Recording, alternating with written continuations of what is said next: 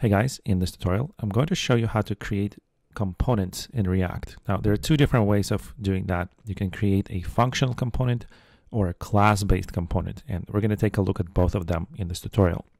So here I have my basic React application, and the first thing I'm going to do is create a functional component. So to do that, you have to use the function keyword because pretty much we're just creating a JavaScript function.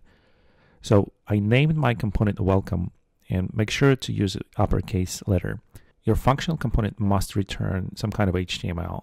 So here I'm returning a simple div element with the text welcome in it. Now, sometimes you will see the parentheses around these components.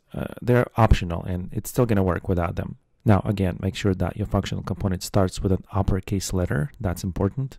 And to actually render your component in your main component, simply type its name and use a slash at the end. So let's refresh the browser and you'll see that it's been printed out. Now, to create a class-based component, I'm going to use the class keyword, and let's say we're going to name this component goodbye. So I'm not doing it right.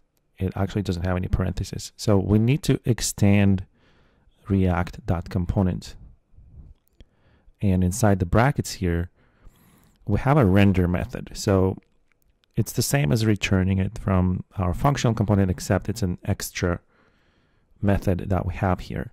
So we're going to use the return keyword just like in the first example, and here I'm going to do the same thing and output the div with the parentheses again being optional.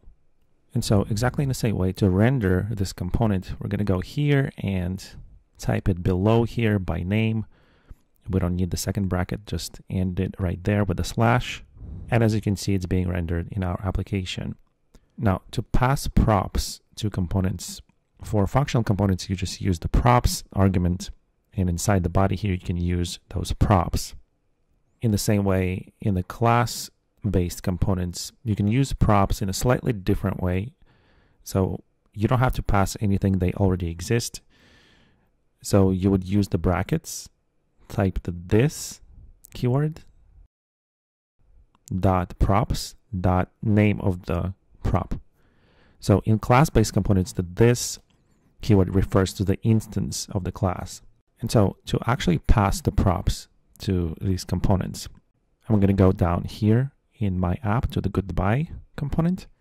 I'm going to type the prop name directly as an attribute into the component. So it's a prop named name with the text hello. So I'm going to go back into my class-based component here.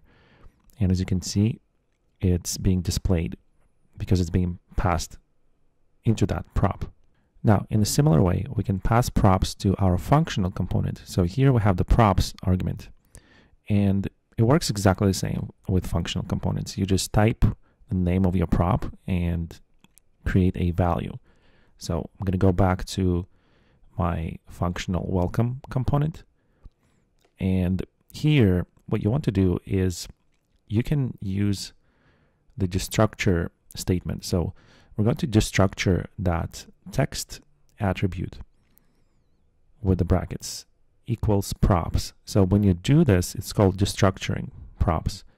And instead of using props.text, we can simply go into the body of our component and just type text without the props.